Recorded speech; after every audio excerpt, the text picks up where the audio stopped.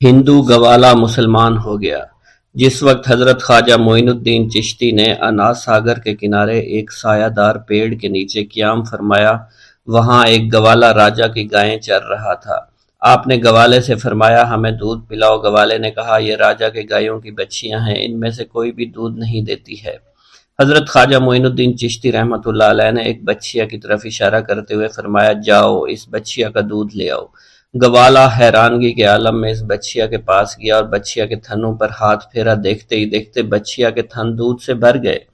آپ کی کرامت سے اس بچیا نے اس قدر دودھ دیا تھا کہ آپ اور آپ کے رفقا نے سیر ہو کر دودھ پیا۔ آپ کی یہ کرامت دیکھ کر وہ ہندو گوالا مسلمان ہو گیا۔ انا ساگر کے کنارے جس جگہ خواجہ معین الدین چشتی رحمۃ اللہ علیہ نے قیام کیا، وہاں بے شمار مندر تھے۔ ان مندروں میں قریباً 1000 بت تھے اور ان پجاریوں کی تعداد 300 کے لگ بھگ تھی۔ ان مندروں میں روشنی کا انتظام پرتھوی راج کی جانب سے تھا۔ ان مندروں میں روزانہ 3.5 من تیل جلایا جاتا تھا۔ ان مندروں میں ایک خاص مندر پرتھوی راج کا تھا، جس کے اخراجات کے لیے پرتھوی راج کی جانب سے کئی گاؤں وقف تھے۔ اس مندر کا نام راج مندر تھا، جس میں راجا، امراء، اشراف ہنود کے علاوہ عوام کو داخلہ کی اجازت نہ تھی۔ ان مندروں کے قریب ہی آپ اور آپ کے رفقا تالاب میں وضو کر کے نماز پڑھا کرتے تھے۔ اجمیر کے ہنود خصوصاً برہموں کو یہ بات سخت ناگوار گزرتی تھی۔ برہمنوں نے پرتھوی راج سے شکایت کرتے ہوئے کہا، ایک مسلمان فقیر اور اس کے چند ساتھی انا ساگر کے کنارے مندروں کے قریب ٹھہرے ہوئے ہیں۔ یہ لوگ ہمارے مندروں اور تالابوں کو نجس کرتے ہیں اور اس سے ہمارا دھرم بگڑتا ہے۔ پرتھوی راج نے اپنے سپاہیوں کو حکم دیا، ان فقیروں کو مندروں کے پاس سے ہٹا دو۔ ادھر کسی شخص نے حضرت خواجہ معین الدین چشتی کو اس کی خبر دی کہ برہمنوں نے آپ کی شکایت پرتھوی راج سے کر دی ہے۔ پرتھوی راج کے حکم کی تعمیل کے لیے پولیس کا ایک دستہ، جس کے ساتھ اہل ہنود بالخصوص برہمنوں کا ایک جمع غفیر تھا، خواجہ معین الدین چشتی کو انا ساگر کے کنارے سے اٹھانے کے لیے روانہ ہوا۔ پولیس نے آپ سے کہا، یہاں سے اٹھ کر شہر کی طرف بھاگ جائیں، ورنہ طاقت سے شہر سے باہر نکال دیے جاؤ گے۔ خواجہ معین الدین چشتی نے اس بےہودہ بکواس کی طرف کوئی توجہ نہ دی۔ پولیس اور برہمنوں نے طاقت استعمال کرنا چاہی، مگر جوں ہی پولیس اور برہمن حملے کے لیے بڑھے، آپ نے ایک مٹھی خاک پر آیت الکرسی پڑھی اور پھینک دی۔ سیر الاقطاب میں یہ واقعہ منقول ہے۔ سرکاری آدمی اور برہمن ہتھیار، لاٹھی وغیرہ لے کر روانہ ہوئے۔ خواجہ معین الدین چشتی کا محاصرہ کیا۔ اس ہجوم کا مقصد آپ کو تکلیف پہنچانا تھا۔ بہرحال خواجہ معین الدین چشتی نے ایک مٹھی خاک دشمنوں کی جانب پھینکی اور جس شخص پر اس خاک کے ذرے پڑے وہ پاگل ہو گیا، دیوانہ ہو گیا، اس کا جسم خشک ہو گیا اور وہ بے حس و حرکت ہو گیا۔ دشمنوں میں بھگدڑ مچ گئی اور لوگ بھاگتے دوڑتے پرتھوی راج کے پاس پہنچے اور سارا حال بیان کر دیا۔ کچھ لوگوں نے تو مندروں میں چھپ کر جان بچائی۔ پیارے دوستو، خواجہ غریب نواز اتنی اہم شخصیت ہیں اور اتنی عظیم شخصیت ہیں کہ زیارت حرمین شریفین کے موقع پر مکہ مکرمہ میں غیب سے ندا آئی کہ معین الدین میرا دوست ہے، میں نے اس کو اپنے مقبول اور برگزیدہ بندوں میں شامل کر لیا۔ اور پھر جب مدینہ منورہ میں روضہ رسول صلی اللہ علیہ وسلم پر حاضری دی اور ادب و احترام کے ساتھ سلام پیش کیا تو آپ کو نائب رسول بنا کر ہندوستان کی ولایت آپ کے سپرد کر دی گئی۔ حضرت سیدنا خواجہ غریب نواز رحمۃ اللہ علیہ کا معمول تھا کہ ساری رات عبادت الہی میں مصروف رہتے، حتیٰ کہ عشاء کے وضو سے نماز فجر ادا کیا کرتے تھے، اور تلاوت قرآن سے اس قدر شغف تھا کہ دن میں 2 قرآن پاک ختم فرما دیا کرتے تھے۔ دوران سفر بھی قرآن پاک کی تلاوت جاری و ساری رہتی۔ اولیاء کاملین رحمہ اللہ کی طرح آپ زیادہ سے زیادہ عبادت الہی بجا لانے کی خاطر بہت ہی کم کھانا تناول فرماتے تھے، تاکہ کھانے کی کثرت کی وجہ سے سستی، نیند یا غنودگی عبادت میں رکاوٹ کا باعث نہ بنے۔ چنانچہ ان کے بارے میں منقول ہے کہ 7 روز بعد وہ 28 تولہ وزن کے برابر روٹی پانی میں بھگو کر کھایا کرتے تھے۔ آپ کی طبیعت میں علم، کی درویشانہ صفات منتہائی کمال تک پہنچی ہوئی تھی۔ اس کا اندازہ لگانے کے لیے واقعہ ملاحظہ کریں۔ ایک مرتبہ خواجہ معین الدین چشتی رحمت اللہ علیہ بیٹھے ہوئے تھے۔ ایک آدمی آیا اور آداب بجا لا کر ایک جانب بیٹھ گیا۔ حضرت بہت عرصے سے آپ کے قدم بوسی کی تمنا تھی، اللہ کا شکر ہے یہ عظیم سعادت آج مجھے میسر ہوئی ہے۔ اس بدبخت شخص نے جیسے جملہ کہا، حضرت نے اس کی طرف دیکھ کر تبسم فرمایا اور ذرا توقف کے بعد فرمایا، جس ارادے سے آئے ہو اس کو پورا کرو۔ یہ سنتے ہی وہ شخص تھر تھر کانپنے لگا، خوف زدہ ہو کر زمین پر گر گیا اور بڑی عاجزی سے بولا کہ مجھ کو لالچ دے کر آپ کو ہلاک کرنے کے لیے بھیجا گیا تھا۔ یہ کہہ کر بغل سے چھری نکالی اور سامنے ڈال دی، پھر قدموں پر گر کر کہنے لگا، اگر آپ چاہیں تو مجھے اس کی سزا دیجیے، بلکہ اب حکم دیجیے کہ مجھے قتل کر دیا جائے۔ حضرت خواجہ غریب نواز رحمت اللہ علیہ نے فرمایا، اے عزیز، ہم لوگوں کی روش یہ ہے کہ ہمارے ساتھ جو جھگڑا کرے اس کے ساتھ ہم نیکی سے پیش آتے ہیں۔ تم نے تو میرے ساتھ کوئی برائی بھی نہیں کی۔ یہ کہہ کر اس کا سر اپنے قدموں سے اٹھا لیا، اس کے لیے دعائیں کی، خداوند اس شخص کو نیک توفیق عطا فرما۔ دعا کرتے ہیں اس کا دل بدل جائے۔ اس نے حضور کی ملازمت اختیار کر لی، وہ دیندار آدمی بن گیا، یہاں تک کہ 7 بار حج کعبہ کی سعادت حاصل ہوئی اور اسی مقدس سرزمین میں رخ پرواز ہوئی، مکہ مکرمہ میں ہی پیوند خاک ہوا۔ ایک مرتبہ کا قصہ ہے کہ خواجہ معین الدین چشتی کے بعد ایک آدمی آیا اور اس نے کہا کہ حضرت، میرے گاؤں کی سڑک کی سند گم ہو گئی ہے اور نئی سڑک کے لیے بادشاہ لوگ تیار نہیں ہیں، لہذا دعا کیجئے کہ وہ سند مجھے مل جائے۔ حضرت خواجہ معین الدین چشتی نے اس شخص سے فرمایا کہ جاؤ اور بازار سے حلوہ لے کر آؤ۔ آپ نے یہ جملہ اس لیے فرمایا تھا کہ تھوڑی سی خوش طبعی ہو جائے۔ اس شخص نے فوراً کہا، اگر ایسی بات ہے تو میں ابھی جا کر حلوے کی ایک دیگ لے کر آتا ہوں۔ حضرت خواجہ معین الدین چشتی نے فرمایا، ہاں ضرور جاؤ، لیکن ایسا کرنا کہ بازار میں جو کونے پر تم کو حلوائی جاتے ہوئے ملے صرف اسی سے حلوہ لے کر آنا۔ اس نے کہا، ٹھیک ہے، ایسا ہی کروں گا۔ خدا کا کرنا ایسا ہوا کہ جب وہ بازار میں داخل ہوا تو اس کو کونے میں وہی حلوائی دکھائی دیا۔ اس نے حلوائی سے کہا کہ تم میرا حلوہ تول دو۔ حلوائی نے جب اس کا حلوہ تولنا شروع کیا اور اس کو بیٹھنے کا کہا اور ساتھ ہی اس نے کاغذ اٹھایا تو اس آدمی نے اس کو کہا، ٹھہرو، اس کاغذ میں حلوہ مت ڈالو، تم کسی اور کاغذ میں مجھے حلوہ ڈال کر دو، کیونکہ یہ تو وہی کاغذ ہے جو مجھے چاہیے تھا۔ اور حلوائی نے وہ کاغذ اٹھا کر اسے دے دیا اور دوسرے کاغذ میں حلوہ ڈال کر اسے دے دیا۔ وہ آدمی واپس آیا اور اس نے سارا ماجرا بیان کیا۔ حضرت خواجہ معین الدین چشتی اجمیری رحمت اللہ علیہ نے تبسم فرمایا اور کہا کہ جاؤ، یہ حلوہ بھی اپنے ساتھ لے جاؤ، اپنے بچوں کو کھلا دو اور اللہ کا شکر ادا کرو۔ اور اسی کے ساتھ ساتھ ایسے بزرگوں کے کچھ انداز اور کچھ کردار ہوا کرتے ہیں جس کی وجہ سے لوگ ان کی طرف دیوانہ وار بھاگتے چلے آتے ہیں۔ کچھ ایسے ہی کردار خواجہ غریب نواز کے بھی تھے۔ مثلاً آپ رحمت اللہ علیہ فرماتے ہیں کہ میں 8 سال اپنے مرشد کی خدمت میں مصروف رہا، ایک لمحہ بھی آرام نہیں کیا، میں نے نہ رات دیکھی نہ دن، ہمیشہ ان کے سفر میں رہا، کیونکہ کپڑے ہی بیشتر اور دیگر زمانے سفر سر پر رکھ کر ان کے ساتھ چلتا رہا۔ جب انہوں نے مجھ درویش کی خدمت کو دیکھا، مجھے وہ نعمت عطا فرمائی جس کے نہ کوئی حد ہے اور نہ کوئی انتہا۔ الغرض اس کب تک بارگاہ مرشد کے خادم بنے رہے، یہاں تک کہ کامیابی حاصل کر لی گئی، منزل مقصود تک آپ پہنچ گئے، حتیٰ کہ سند کے طور پر مرشد کامل نے ارشاد فرمایا، ہمارا معین الدین اللہ کا محبوب ہے۔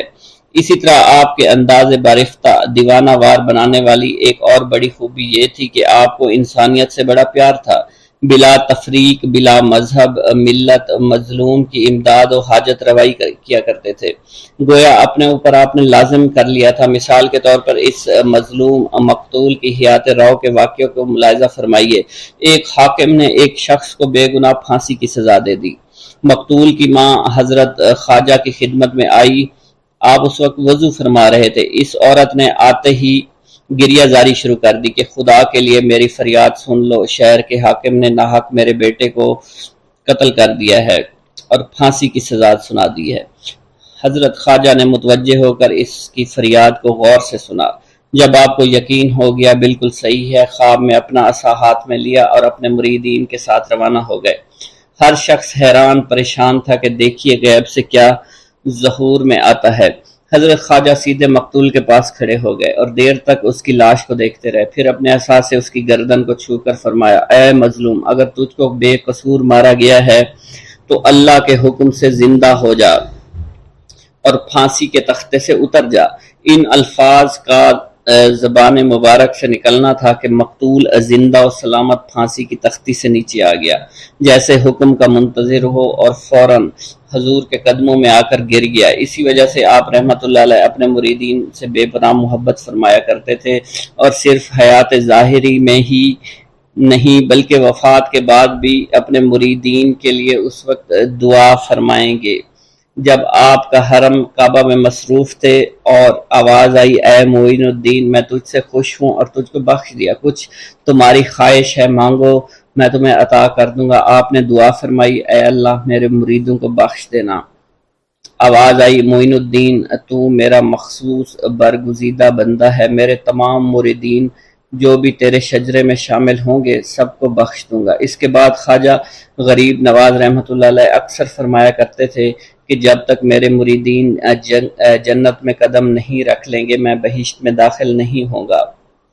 آپ رحمۃ اللہ علیہ کو اگر آج بھی خواجہ ہند کہا جاتا ہے تو یوں ہی نہیں کہا جاتا، بلکہ ایران سے ہندوستان تک بہت سی مشکلات کا سامنا کیا، راہ حق میں بے نظیر قربانیاں دی، جس کی گواہی خود غیب سے ملی، یعنی جس نے اپنی پوری زندگی بھی اللہ کے لیے وقف کر دی، حتیٰ کہ آپ کی روح بھی اللہ کی محبت میں رجب المرجب 632 ہجری میں پرواز کر گئی۔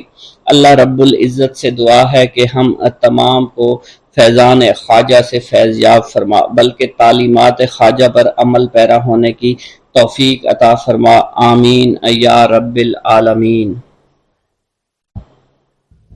حضرت خواجہ معین الدین چشتی مرشد کامل کی تلاش میں دشت و جبل و کوہ بیاباں، شہر و شہر کربہ کریا تلاش و تجسس میں پھرنے لگے، یہاں تک کہ پھرتے پھرتے آپ قصبہ ہارون پہنچ گئے۔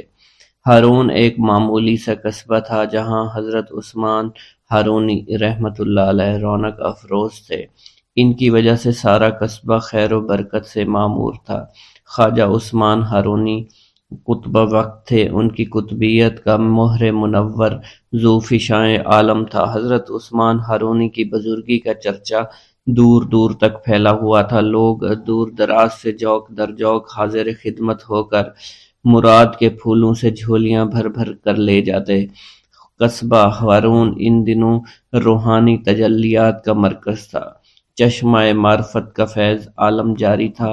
حضرت خواجہ معین الدین چشتی کو اس چشمہ صافی کی موجوں میں وہی نور جھلکتا نظر آتا جس کا مشاہدہ آپ حضرت شیخ ابراہیم قندوزی کی کرامت میں کر چکے تھے۔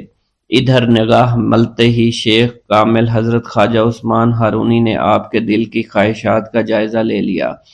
حضرت خواجہ معین الدین چشتی کا حرف تمنا زبان پر لانا تھا کہ پیر و مرشد حضرت خواجہ عثمان ہارونی نے شراب معرفت کا ایک جام لبریز آپ کو پلا دیا، جس کے پیتے ہی شیشہ قلب کا زنگ دور ہو گیا، حجاب عظمت سامنے دکھائی دینے لگا، مگر اس جام سے آپ کی تسلی نہ ہوئی۔ ساقی دریا دل نے دوسرا ساغر بھر کر دے دیا اور تحت الثری تک تمام پردے اٹھ گئے۔ یہ جام پینے کے بعد بھی حضرت خواجہ معین الدین چشتی کی تشنگی باقی رہی تو ساقی مے خانہ معرفت نے تیسرا جام بھی بھر کر پلایا، اور اب حمزہ 2000 عالم روشن ہو گئے۔ شیخ کامل حضرت خواجہ عثمان ہارونی کیمیائے اثر سے تاڑ گئے کہ جوہر اس قابل ہے کہ ذرا سی توجہ خورشید جہاں تاب بن سکتا ہے۔ چنانچہ حضرت خواجہ عثمان ہارونی نے آپ کو اپنے حلقہ ارادت میں شامل فرما لیا۔ حضرت خواجہ معین الدین چشتی نے اپنے مرید ہونے کا واقعہ خود بیان کرتے ہوئے فرمایا کہ مجھے حضرت خواجہ عثمان ہارونی کی قدم بوسی کی سعادت حاصل ہوئی۔ میں نے سر نیاز خم کیا، حکم ہوا کہ 2 رکعت نماز اس طرح پڑھو، پہلی رکعت میں 1000 بار سورۃ فاتحہ، 1000 بار سورہ اخلاص پڑھو، دوسری رکعت بھی اسی طرح پڑھو۔ میں نے حکم کی تعمیل کی، اس کے بعد حضرت خواجہ عثمان ہارونی کھڑے ہو گئے، میرا ہاتھ اپنے ہاتھ میں لے کر حق تعالیٰ سے درخواست کی کہ معین الدین کو اپنی بارگاہ میں قبول فرما لے۔ اس کے بعد حضرت خواجہ عثمان ہارونی نے اپنے سر سے کلہ اتار کر میرے سر پر رکھی، اپنا خرقہ خاص عطا فرمایا۔ اس کے بعد انہوں نے فرمایا 1000 بار سورہ اخلاص پڑھو۔ تعمیل ارشاد کے بعد حضرت خواجہ عثمان ہارونی نے فرمایا کہ ہمارے خاندان میں ایک دن رات کا مجاہدہ ہے، آج تم وہ مجاہدہ کرو۔ حضرت خواجہ معین الدین چشتی فرماتے ہیں میں نے ایک دن اور ایک رات کا مجاہدہ کیا۔ اگلے دن حاضر خدمت ہوا، مرشد پاک نے بیٹھنے کا اشارہ دیا اور کہا 1000 بار سورہ اخلاص پڑھو، پھر فرمایا آسمان کی جانب دیکھو۔ میں نے آسمان کی جانب نگاہ دوڑائی، خواجہ عثمان ہارونی نے فرمایا کیا نظر آ رہا ہے؟ میں نے عرض کیا عرش اعظم تک نظر آ رہا ہے۔ اس کے بعد حضرت خواجہ عثمان ہارونی نے فرمایا کہ زمین کی طرف دیکھو۔ میں نے زمین کی طرف نگاہ دوڑائی، پوچھا کیا نظر آ رہا ہے؟ میں نے عرض کیا تحت الثری تک نظر آ رہا ہے۔ خواجہ عثمان ہارونی نے ارشاد فرمایا کہ دوبارہ دیکھو۔ میں نے اوپر دیکھا، حجاب عظمت تک کوئی پردہ دکھائی نہیں دیا۔ انہوں نے کہا اپنی آنکھیں بند کر لو۔ میں نے اپنی آنکھیں بند کی، ایک لمحہ کے بعد آنکھیں کھولنے کا حکم دیا اور اپنی 2 انگلیاں کھڑی کر لی۔ حضرت خواجہ عثمان ہارونی نے فرمایا ان دونوں انگلیوں کے درمیان نظر ڈالو، بتاؤ کیا نظر آ رہا ہے؟ میں نے عرض کی ہر 2 عالم کی کیفیت نظر آ رہی ہے۔ یہ سن کر مرشد پاک حضرت خواجہ عثمان ہارونی خوش ہوئے، فرمایا معین الدین تیرا کام پورا ہو گیا ہے۔ حضرت خواجہ معین الدین چشتی فرماتے ہیں اس کے بعد مرشد پاک حضرت خواجہ عثمان ہارونی نے مجھے سونے کی ایک اینٹ عطا کرتے ہوئے فرمایا اسے فقراء اور مساکین میں تقسیم کر دو۔ میں نے تعمیل حکم کیا۔ اس کے بعد ارشاد ہوا کہ تم ابھی میرے پاس قیام کرو، اور میں نے اس حاضری کو اپنے لیے خوش قسمتی سے نعمت تصور کیا۔ خواجہ معین الدین چشتی فرماتے ہیں میں کچھ عرصہ مرشد پاک حضرت خواجہ عثمان ہارونی کی صحبت میں رہا، اور پھر آپ کے ہمراہ حج بیت اللہ کی غرض سے عازم سفر ہوا، اور پھر جب ہم خانہ کعبہ پہنچے تو آپ نے خانہ کعبہ کا غلاف ہاتھ میں پکڑ کر یوں دعا فرمائی اے اللہ معین الدین کو قبول فرما۔ خواجہ معین الدین چشتی فرماتے ہیں اسی وقت غیب سے آواز آئی ہم نے اسے قبول فرما لیا ہے۔ حضرت خواجہ معین الدین چشتی فرماتے ہیں حج بیت اللہ کی سعادت کے بعد میں مرشد پاک حضرت خواجہ عثمان ہارونی کے ہمراہ روضہ رسول پر حاضر ہوا۔ آپ نے مجھ سے فرمایا سلام کرو۔ خواجہ معین الدین چشتی فرماتے ہیں میں نے روضہ رسول پر سلام کیا تو آواز آئی وعلیکم السلام یا قطب المشائخ۔ حضرت خواجہ معین الدین فرماتے ہیں روضہ رسول پر حاضری کے بعد مرشد پاک حضرت خواجہ عثمان ہارونی کے ہمراہ سفر کرتا ہوا بغداد پہنچا۔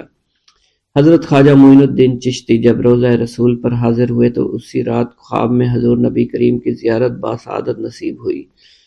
حضور نبی کریم صلی اللہ علیہ وسلم نے آپ رحمۃ اللہ علیہ کو ہندوستان کی ولایت عطا فرماتے ہوئے تبلیغ اسلام کے لیے ہندوستان جانے کا حکم دیا۔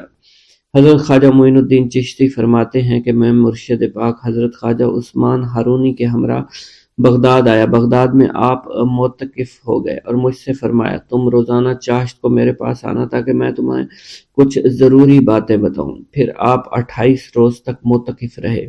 اسی دوران مجھے فقر کی تعلیم دیتے رہے اور اسرار و سلوک سے آگاہ کیا۔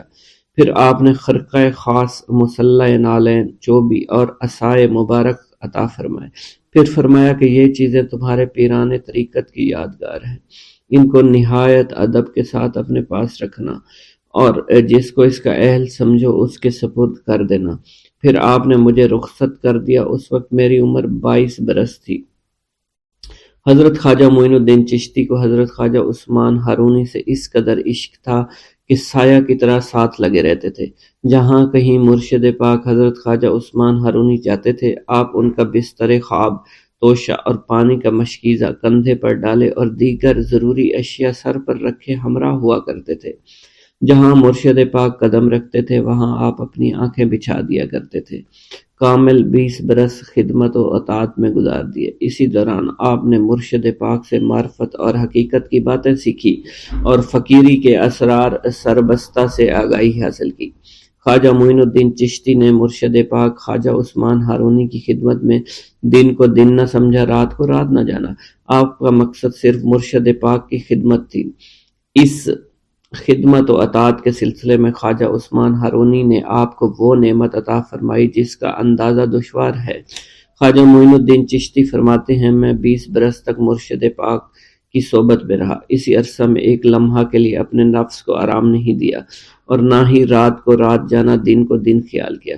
مرشد پاک جہاں بھی جاتے آپ کا بستر، خواب اور دیگر سامان سر پر اٹھا لیتا۔ مرشد پاک نے میری یہ حالت دیکھی تو مجھے نعمت عطا فرمائی جس کی کوئی حد نہیں۔ خواجہ معین الدین چشتی فرماتے ہیں، سیوستان میں مرشد پاک خواجہ عثمان ہارونی کے ساتھ مسافرت میں تھا۔ ایک روز ہم ایک ایسی صومعہ میں پہنچے جہاں حضرت صدر الدین احمد سیستانی رہا کرتے تھے۔ وہ یہاں عبادت میں مشغول رہتے تھے۔ میں کئی روز تک ان کی خدمت میں رہا۔ ان کی حالت ایسی تھی کوئی ان شخص ان کے پاس سے خالی ہاتھ نہیں جاتا تھا۔ فرمایا کرتے تھے، میرے حق میں دعا کرو میں ایمان کی سلامتی کے ساتھ جاؤں۔ حضرت صدر الدین جس وقت قبر کی سختی اور موت کا احوال سنتے تھر تھر کانپنے لگ جاتے تھے۔ ایک ہفتہ تک متواتر پھوٹ پھوٹ کر روتے رہے کہ دیکھنے والے بھی رونے لگ جاتے۔ جس وقت حاضر خدمت ہوا آپ رو رہے تھے، ذرا سکون ہوا تو میری طرف متوجہ ہوئے فرمایا، اے عزیز، جسے موت آنے والی ہو، جس کا حریف ملک الموت ہو، اسے سونے ہنسنے سے کیا کام؟ اگر تمہیں ان لوگوں کا حال معلوم ہو جائے جو زیر زمین سوتے ہیں اور بچھیوں سے بھری ہوئی کوٹریوں میں محبوس ہیں تو تم اسی طرح پگھل جاؤ جس طرح نمک پانی میں پگھل جایا کرتا ہے۔ خواجہ معین الدین چشتی فرماتے ہیں، پھر حضرت صدر الدین احمد سیستانی نے مجھ سے فرمایا، میں تمہیں 30 برس بیشتر کا واقعہ سناتا ہوں۔ بصرہ کے ایک قبرستان میں ایک بزرگ میرے پاس بیٹھے ہوئے تھے۔ ہمارے قریب ایک قبر میں مردے کو عذاب ہو رہا تھا۔ یہ حالت دیکھ کر وہ بزرگ نعرہ مار کر مر گئے۔ میں نے اٹھنا چاہا، ان کی روح قالب سے پرواز کر چکی تھی۔ پھر تھوڑی دیر بعد ان کا جسم پانی بن کر بہہ گیا۔ خواجہ معین الدین چشتی فرماتے ہیں، میں مرشد پاک خواجہ عثمان ہارونی کے ہمراہ سفر دریائے دجلہ پر پہنچا اور دریا میں طغیانی تھی، سوچ میں گم تھا دریا کیسے پار کیا جائے گا۔ دفتن مرشد پاک نے فرمایا، معین الدین آنکھیں تو بند کرو۔ میں نے آنکھیں بند کی، کچھ دیر بعد فرمایا آنکھیں کھولو۔ میں نے اپنی آنکھیں کھولی، ہم دریا کے پار تھے۔ میں نے عرض کی یہ کیسے ممکن ہوا؟ آپ نے فرمایا، میں نے 5 مرتبہ سورہ فاتحہ پڑھی اور تمہیں لے کر دریا میں اتر گیا۔ حضرت شیخ ابراہیم قندوزی کی آمد۔ ایک دن حضرت خواجہ معین الدین چشتی حسب معمول درختوں کو پانی دے رہے تھے۔ حضرت شیخ ابراہیم قندوزی گھومتے پھرتے اسی باغ کی طرف آن نکلے۔ حضرت شیخ ابراہیم قندوزی اسی آبادی میں رہا کرتے تھے جہاں آپ مقیم تھے، اور وہ اللہ عز و جل کے عشق میں اس قدر ڈوبے ہوئے تھے کہ ان پر عشق حقیقی کی وجہ سے اکثر خود فراموشی کی حالت طاری رہتی تھی۔ آبادی کے بچے اور بوڑھے انہیں مجذوب کہا کرتے تھے اور قدر کی نگاہ سے دیکھا کرتے تھے۔ جس وقت آپ کی نظر حضرت شیخ ابراہیم قندوزی پر پڑی تو سب کام چھوڑ کر آپ ان کی جانب متوجہ ہو گئے۔ آگے بڑھ کر خوش آمدید کہا اور دست مبارک کو بوسہ دیا، پھر نہایت عزت اور احترام کے ساتھ ایک سایہ دار درخت کے نیچے بٹھایا۔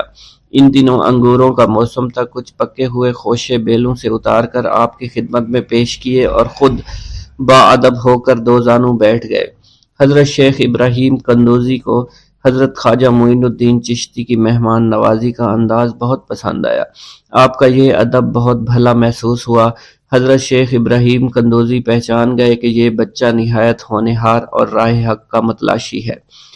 حضرت شیخ ابراہیم قندوزی نے اپنی جیب سے ایک کھلی کا ٹکڑا نکالا، دندانے مبارک سے چبا کر خواجہ معین الدین چشتی کے دہنے مبارک میں ڈال دیا۔ وہ کھلی کا ٹکڑا شباب معرفت کا جام تھا جسے پیتے ہی آپ پر خودی کی کیفیت طاری ہو گئی اور نگاہوں سے تمام حجابات دور ہو گئے۔ آنکھوں میں نور ہی نور چھا گیا، تعینات کے حجابات سامنے سے اٹھ گئے، جوش حیرت قلب پر طاری ہو گیا، آنکھیں کھلی کی کھلی رہ گئیں۔ یہ نہیں کہا جا سکتا حضرت خواجہ معین الدین چشتی اس حالت فراموشی میں کب تک آئینہ حیرت بنے رہے۔ جب آپ کو ہوش آیا تو ساقی جام معرفت محفل سے اٹھ چکا تھا، دل قابو سے باہر ہو گیا، طبیعت پر جبر کر کے دامن صبر قرار تھام کر کے بیٹھ گئے۔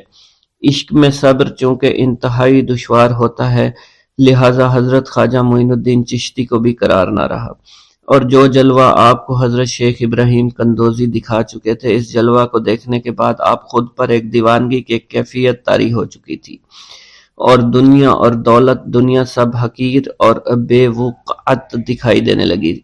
آپ کے قلب میں عشق خداوندی جوش مارنے لگا، اور قلب تمام دنیاوی آلائشوں سے پاک ہو گیا اور دنیا سے بے پرواہ ہو چکا تھا۔ جیسے جیسے وقت گزرتا گیا، حضرت خواجہ معین الدین چشتی کی دیوانگی اور وارفتگی بڑھتی چلی گئی۔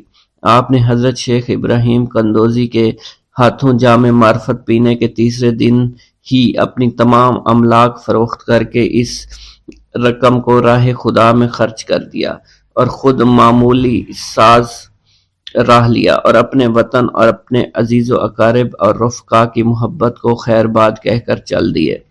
محبوب حقیقی کے سچے عاشقوں کا یہ دستور رہا ہے کہ وہ قرب یار پانے کے لیے سب سے پہلے علوم ظاہری کا زینہ طے کیا کرتے ہیں، پھر عمل کی دشوار گزار منزلوں کو طے کر کے علوم باطنی سیکھتے ہیں، تب کہیں جا کر انہیں جلوہ محبوب دکھائی دیتا ہے۔ خواجہ معین الدین چشتی نے بھی اپنے مطلوب تک رسائی کے لیے یہی راستہ اختیار کیا۔ اس زمانہ میں ترکستان کی سرحد پر واقع سمرقند اور بخارا کے عظیم الشان دارالعلوم عالمگیر شہرت رکھتے تھے۔ مشرق و مغرب کے ہزاروں طلبہ ہر سال علم کی دولت سے مالا مال ہونے کے لیے ان دارالعلوم کا رخ کیا کرتے تھے۔ حضرت خواجہ معین الدین چشتی نے تحصیل علوم و فنون کے لیے سمرقند بخارا کا انتخاب کیا۔ بخارا پہنچ کر آپ علم حاصل کرنے میں مشغول ہو چکے تھے۔ اگرچہ حضرت خواجہ معین الدین چشتی کی صغیر سنی کی تعلیم کے متعلق کسی سوانح نگار نے قلم کو جنبش نہیں دی کہ والدین نے آپ کو گھر میں ابتدائی تعلیم دی تھی، مگر سادات خراسان کے مقتدر خاندانوں سے تعلق اور عارف و کامل صاحب فضل و کمال باپ کی گود میں پرورش پانے والے حضرت خواجہ معین الدین چشتی بھلا کیوں کر ان پڑھ رہ سکتے تھے۔ حالات و واقعات کے سیاق و سباق میں غور کرنے سے معلوم ہوتا ہے کہ آپ نے اگرچہ زیادہ تعلیم تو نہیں، کم از کم قرآن مجید کی تعلیم اور علوم مروجہ کی ابتدائی کتابیں ضرور پڑھی ہوں گی، اور یہ بات بھی بعد از قیاس نہیں کہ قرآن مجید کے کچھ سپارے بھی حفظ کیے ہوں۔ بہرحال بخارا پہنچنے سے پہلے آپ نوشت خواندند سے واقف ضرور تھے۔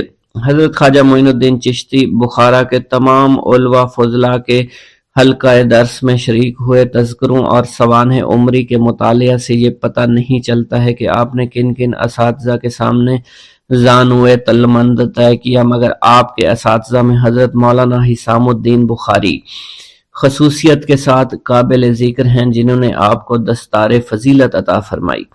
حضرت مولانا حسام الدین بخاری کی دستگاہ سے آپ نے علوم ظاہری کی تکمیل فرمائی۔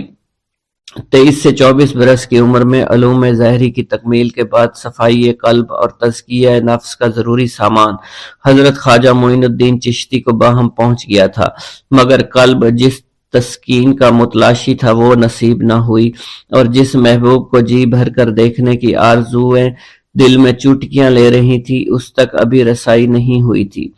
عشق اور مشق چھپائے نہیں چھپتا، عشق کی آگ حضرت خواجہ معین الدین چشتی کے تن اور من کو جلا رہی تھی۔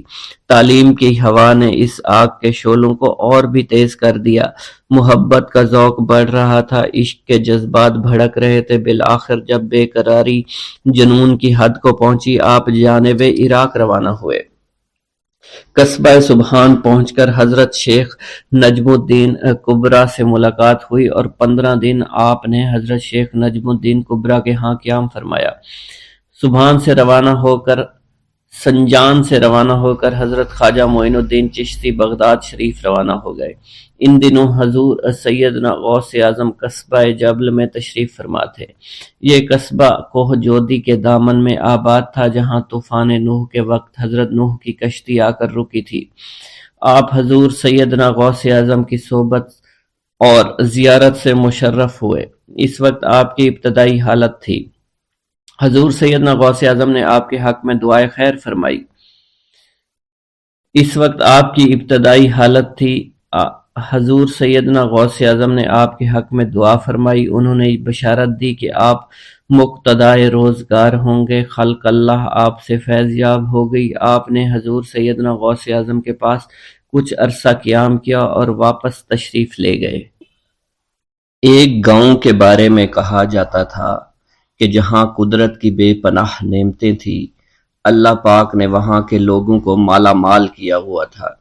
ایسی نعمتیں کہ جن نعمتوں کو دیکھ کر انسان اکثر مغرور ہو جایا کرتے ہیں، مگر وہاں پر کچھ مسلمان تھے، اور سب سے بڑی اور بری بات یہ تھی کہ وہاں کے تمام لوگ کافر تھے۔ وہ کفار اپنی دولت پر بہت فخر کیا کرتے تھے، کیونکہ ان میں ہر ایک انسان بہت دولت مند تھا۔ ہر ایک کے پاس بے بہا پیسے تھے، کسی کو پیسوں کی کمی نہیں تھی۔ وہاں کے سردار کی ایک اکلوتی بیٹی تھی جس کو سردار بے پناہ پیار کرتا تھا۔ اس سردار کی بیٹی بے پناہ مغرور، ظالم، گھمنڈی تھی۔ وہاں پر غریب لوگ صرف مسلمان ہی تھے، تمام کافر ایک دوسرے کی مدد کیا کرتے تھے، لیکن مسلمانوں کی مدد کرنے والا وہاں پر کوئی نہ تھا۔ وہاں پر انہیں کوئی دیکھنے والا نہ تھا۔ سردار کی بیٹی کو کالے جادو میں خوب مہارت حاصل تھی، اور وہ جادو کی وجہ سے وہاں پر رہنے والے غریبوں پر بہت ظلم کیا کرتی تھی۔ تمام مسلمان اس سے بے حد پریشان تھے، اور وہ لوگوں کو غلام بناتی اور مزدور بناتی تھی۔ اگر ان میں کوئی اس کی بات نہ مانتا تو اس کو قیدی بنا کر اپنے اشاروں پر نچایا کرتی تھی۔ اس بستی میں چونکہ اکا دکا مسلمان تھے جن کا کوئی پرسان حال نہیں تھا، کوئی بھی ان کو بچانے والا نہیں تھا۔ جب وہ سردار کی بیٹی کے ظلم حد سے بڑھ گئے تو مسلمانوں میں سے ایک بوڑھے شخص نے اللہ کے حضور گڑ گڑا کر دعائیں کی، اے اللہ، ہمارے چند نسلیں جو یہاں پر بچی ہوئی ہیں، ان نسلوں کو تو بچا لے۔ یہ سردار کی بیٹی جس نے ہمارا جینا دشوار کر رکھا ہے، یہاں کوئی بھی انسان ہمارا حال نہیں پوچھتا، اور نہ ہی ہمارے پاس مال و دولت ہے، اور نہ ہی ہمارے پاس جسمانی طاقت بچی ہے۔ یا اللہ، ہمارے لیے کوئی ایسا بندہ بھیج جو نہ صرف طاقتور ہو بلکہ اس جادوگرنی یعنی سردار کی بیٹی کو بھی ہرا سکے۔ اللہ رب العزت نے اس بوڑھے کی دعا کو قبول فرمایا، اور یوں اس جگہ پر ایک اللہ والے کو بھیج دیا۔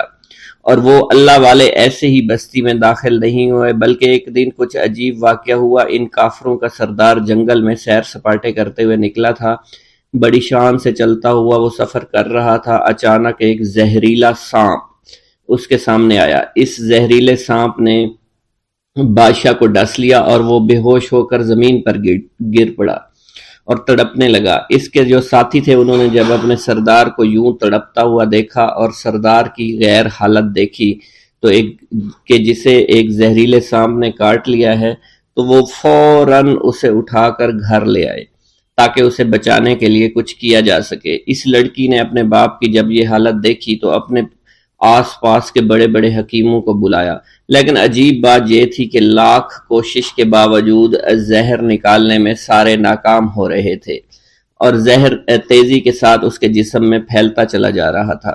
لیکن اسی وقت وہاں ایک درویش کی آمد ہوئی، ایک اللہ والے آئے، ان اللہ پاک نے اس مقصد کے تحت وہاں بھیجا تھا۔ اس اللہ کے ولی نے سردار کے گھر پر پہنچ کر دروازے کو کھٹکھٹایا۔ نوکروں نے پوچھا کون ہو، کس سے ملنا ہے؟ اس نے کہا میں نے سنا ہے کہ یہاں کے سردار کو سانپ نے ڈس لیا ہے۔ نوکر کہنے لگے کہ تمہیں کیسے پتا چلا کہ یہاں کے سردار کو سانپ نے ڈس لیا ہے؟ تم تو ہمیں اجنبی لگتے ہو، ہم نے تمہیں آج تک یہاں نہیں دیکھا ہے۔ اس نے کہا میں مسافر ہوں، اور مجھے خبر ملی ہے کہ یہاں کے سردار کو ایک زہریلے سانپ نے ڈس لیا ہے، اور کوئی بھی اس کا علاج نہیں کر پا رہا۔ نوکروں نے کہا تم کون ہو؟ اللہ والے نے کہا میں حکیم ہوں، اور میں ان کے علاج کی غرض سے یہاں آیا ہوں۔ وہ نوکر اللہ والے کی حالت دیکھ کر ہنسنے لگے، کیونکہ آپ نے پھٹے پرانے کپڑے پہن رکھے تھے اور دیکھنے سے بہت غریب معلوم ہوتے تھے۔ وہ نوکر کہنے لگے کہ اتنے بڑے سردار کا علاج کرو گے؟ ارے یہاں تو اس کے پاس بڑے بڑے حکیم بلائے گئے ہیں، ہمارے سردار کے پاس پیسوں کی کوئی کمی نہیں ہے، اور وہ تم جیسے غریب سے بھلا کیوں علاج کروائیں گے؟ درویش نے کہا، اگر تم چاہتے ہو تمہارے سردار کی جان بچ جائے پھر مجھے اندر جانے دو۔ غلام کہنے لگا، ٹھیک ہے، ہم اندر جا کر اجازت لے کر آتے ہیں۔ نوکر اندر گئے، سردار کی بیٹی سے کہا، ایک غریب آیا ہے، کپڑوں سے فقیر معلوم ہوتا ہے، لیکن کہتا ہے میں سردار کا علاج کر سکتا ہوں اور میں سردار کا علاج کروں گا۔ جو زہر تیزی کے ساتھ جسم میں پھیل رہا ہے میں اس کو باہر نکال پھینک کروں گا۔ اس کی بیٹی کہنے لگی، ٹھیک ہے، بلا لو۔ جب وہ اللہ والے اس کے گھر کے اندر گئے تو دیکھا سردار تڑپ رہا تھا، ٹانگ کو بار بار بستر پر پٹخ رہا تھا۔ اللہ والے نے اس کے پیر کی طرف دیکھا جہاں سانپ نے اس کو کاٹا تھا، اسی جگہ اللہ والے نے تھوک دیا، فوراً وہاں سے بھاگ گئے۔ اس کے سارے سپاہی اس کی بیٹی دیکھ کر حیران رہ گئے کہ یہ بھلا کون سا دیوانہ ہے، کمرے میں آیا، علاج کی بجائے اسی جگہ پر تھوک دیا جہاں صرف کاٹا تھا، اور بھاگ بھی گیا، اس کو کوئی گرفتار نہیں کر سکا۔ سردار کی بیٹی غصے میں تل ملا اٹھی کہ اس نے جو گستاخی کی ہے اس کی کوئی بات نہیں، تھوک کو میں صاف کروا دوں گی، مگر اس کو تو میں ابھی گرفتار کرواتی ہوں۔ اور اس نے اپنے سردار کے ایک نوکر سے کہا کہ اس تھوک کو صاف کرو۔ اس نوکر نے تھوک کو صاف کرنے کی بجائے اس کو اچھی طرح سے ٹانگ پر مل دیا۔ لڑکی نے کہا، کیا کر رہے ہو؟ اس فقیر نے میرے باپ کی ٹانگ پر تھوک دیا، اب اس تھوک کو تم مل رہے ہو؟ حکیم نے اپنے ہاتھ کے اشارے سے سردار کے بیٹے کو روک دیا۔ جیسے اس تھوک کو سردار کی ٹانگ پر ملا گیا، فوراً سارا زہر ختم ہو گیا۔ جو ٹانگ کٹنے کے قابل تھی وہ ٹانگ بالکل ٹھیک ہو چکی تھی، جو نیلی پڑ چکی تھی اب اصلی حالت میں آہستہ آہستہ واپس آ رہی تھی۔ اور جب وہ قبیلے کا سردار بالکل ٹھیک ہو گیا، ہوش میں آ گیا تو حیران رہ گیا۔ اسے بتایا کہ فقیر بابا کے تھوک کی وجہ سے آپ ٹھیک ہوئے۔ اس نے کہا، وہ بزرگ تو ہمارے لیے مسیحا ہے، تم لوگوں نے انہیں جانے کیوں دیا؟ انہیں میرے پاس لے کر آؤ، انہوں نے ہم پر بہت بڑا احسان کیا ہے، ہم اس کے احسان کا بدلہ ضرور چکائیں گے۔ اس کی بیٹی جو خاموشی سے باپ کو دیکھ رہی تھی، اس نے کچھ بھی نہ کہا۔ گاؤں کے سردار کے کہنے پر سارے سپاہی اللہ والے کو ڈھونڈنے کے لیے نکل گئے۔ وہ چاروں طرف پھیل گئے، لیکن کہیں بھی اللہ والے کا پتہ نہیں چل رہا تھا۔ پھر جب سپاہی تلاش کرتے کرتے جنگل میں داخل ہوئے، وہاں ایک درخت کے نیچے ایک آدمی کو عبادت کرتے ہوئے دیکھا۔ وہ غور سے اس کو دیکھ رہے تھے اور کہہ رہے تھے، یہ کس طرح کی عبادت کر رہے ہیں؟ ہم لوگ تو اپنے بتوں کے آگے ہاتھ جوڑتے ہیں، یہ نہ جانے کس کو سجدہ کر رہے ہیں۔ خیر، عبادت کے فوراً بعد اللہ والے کو پکڑ لیا، گاؤں کے سردار کے سامنے پیش کیا۔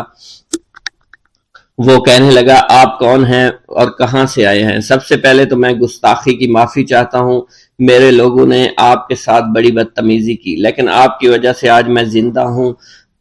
ہم گناہ گاروں کی وجہ سے آپ جیسے لوگوں کو بہت تکلیف ہوئی ہے، اس لیے میں معذرت چاہتا ہوں۔ آپ سے درخواست کرتا ہوں کہ آپ میری طرف سے یہ قیمتی لباس یعنی کپڑے اور عربی گھوڑا قبول کیجئے۔ اللہ والوں نے اس کی طرف مسکرا کر دیکھا اور کہا، یہ گھوڑا، یہ لباس بہت قیمتی ہے، مگر یہ لباس پہن کر اس گھوڑے کے لیے گھاس کاٹوں گا تو کیا اچھا لگوں گا؟ سردار نے کہا، فکر نہ کریں، گھوڑے کے ساتھ ساتھ ہم آپ کو نوکر بھی دیں گے۔ اللہ والے نے کہا کہ اتنی مال و دولت اور نوکروں کے ساتھ میں اکیلا رہوں گا؟ گاؤں کا سردار بولا، حضور آپ کی یہ بات سن کر میں سوچ میں گم ہو گیا ہوں، لیکن یہ میری بیٹی آپ کے سامنے حاضر ہے۔ بیٹی حیرت سے اپنے باپ کو دیکھ رہی تھی کہ میرا باپ اب کیا کہنے والا ہے۔ سردار نے کہا، میری بیٹی جسے آپ نے دیکھ لیا ہے، اس کی شادی میں آپ سے کر دوں گا، مگر ایک شرط ہے کہ آپ کو اپنے مذہب کو چھوڑنا پڑے گا۔ میرے سپاہیوں نے آپ کو عبادت کرتے ہوئے دیکھا ہے، جہاں تک ہمارے معمولات ہیں ہم بتوں کے آگے سجدہ کرتے ہیں اور ان کی عبادت کرتے ہیں، اور آپ جس کے آگے سجدہ کرتے ہیں وہ اللہ ہے، یعنی آپ مسلمان ہیں، اس لیے آپ کو اپنا مذہب چھوڑنا پڑے گا۔ کیا آپ ایسا کر سکتے ہیں؟ اللہ والے نے کہا کہ مجھے ایک بات بتائیے، آپ سب کچھ دیکھ رہے ہیں، آپ نے مجھے یہ بھی دعا دی کہ میری اولادیں ہوں اور آپ کی نسل آپ کی بیٹی سے چلے گی۔ مجھے ایک بات بتائیں، اگر ان بچوں میں سے کسی بچے کو خدا نخواستہ کچھ ہو گیا تو کس کو رونا پڑے گا؟ سردار نے جواب دیا، اگر خدا نخواستہ کچھ ایسا ہوا تو رونا مجھ کو ہی پڑے گا۔ اللہ والا نے مسکرا کر کہا، اگر یہ سارا مال لے کر مجھے رونا ہی پڑا تو آپ اپنا گھوڑا، اپنی دولت، اپنی بیٹی، ہر چیز اپنے پاس رکھ لو۔ میں خوش ہوں، میں مسلمان ہوں، میں ٹھیک ہوں۔ اگر یہ تمام چیزیں لے کر مجھے اپنا محلہ چھوڑنا پڑے تو میں اپنی جان دے کر بھی اپنے مذہب کو نہیں چھوڑوں گا۔ جس طرح آپ نے مجھے نوازا ہے، میں اسی رب کے دین کو چھوڑ کر چلا جاؤں گا۔ صرف چند پیسوں کی خاطر میں ہر دن پیسہ نہیں کر سکتا، اور اپنی درویشی میں بہت خوش ہوں۔ اللہ نے مجھے جس مقصد کے لیے بھیجا تھا وہ میرا مقصد پورا ہو جائے گا۔ گاؤں کے سردار نے پوچھا، یہ کہہ کر وہ اللہ والے جانے لگے تو سردار نے درویش کو رک جانے کا کہا اور کہنے لگے، میں نے مال دے کر تمہیں آزمایا اور تمہیں پرکھا، لیکن تم اپنے مذہب کو چھوڑنے پر راضی نہیں ہو۔ اگر تم یہی سب کرنے آئے تھے تو تمہیں اس بات کا ڈر نہیں؟ کیا تم نہیں جانتے ہم کتنے طاقتور ہیں، اور میری بیٹی اپنے عمل میں اتنی ماہر ہے کہ تمہیں یہاں کھڑے کھڑے ابھی جنگلی جانور بنا سکتی ہے۔ اللہ والے نے کہا کہ اس نے جنگلی جانور کمزور لوگوں کو بنایا ہوگا، یہ مجھے جانور بنا کر تو دکھائے۔ اس سے پہلے کہ گاؤں کا سردار اپنی بیٹی سے کچھ کہتا کہ اس پر وار کرو، اللہ والے نے جادوگرنی پر ایسی پھونک ماری کہ وہ اسی وقت ایک بہت بڑی چھپکلی بن گئی۔ وہ کچھ بھی نہیں کر پا رہی تھی، وہ چھپکلی اتنی بڑی تھی کہ وہاں پر جتنے بھی انسان کھڑے تھے ان سب میں سب سے زیادہ اونچا اس کا قد تھا۔ وہ چھپکلی اللہ والے کے پاس آئی، اپنا زہر اس پر اگلنا چاہتی تھی کہ اسی وقت اس نے اس کے منہ پر تھوک دیا۔ تھوکنے کی دیر تھی، وہ چھپکلی جلنے لگی اور جس سے گرمی کی وجہ سے اس کا چہرہ پگھل رہا تھا، اس کا چہرہ جل کر کالا ہو چکا تھا۔ وہ مرنے والی تھی کہ سردار دوڑتا ہوا قدموں میں آ کر گر پڑا اور معافی مانگنے لگا اور کہنے لگا، حضور، اس گستاخی کے لیے میں معذرت خواہ ہوں، آپ مجھے معاف کر دو، میں نے سچ میں آپ کو بہت کمزور سمجھا تھا، آپ کو آپ کا مذہب سے ہٹانا چاہا تھا۔ اگر میری بیٹی ٹھیک ہو جائے تو میں سچ کہتا ہوں یہاں پر جتنے لوگ ہیں ہم پوری کی پوری بستی مسلمان ہو جائیں گے۔ اللہ والے نے کہا کہ ہم تمہیں اپنے دین میں شامل کرنے کے لیے یہ سب نہیں کر رہے، بلکہ تم لوگ مسلمان بھائیوں پر جو ظلم کرتے ہو وہ ظلم کو ختم کرنے کے لیے ہم یہاں آئے ہیں۔ ہمارے دین میں جبر اور ظلم نہیں۔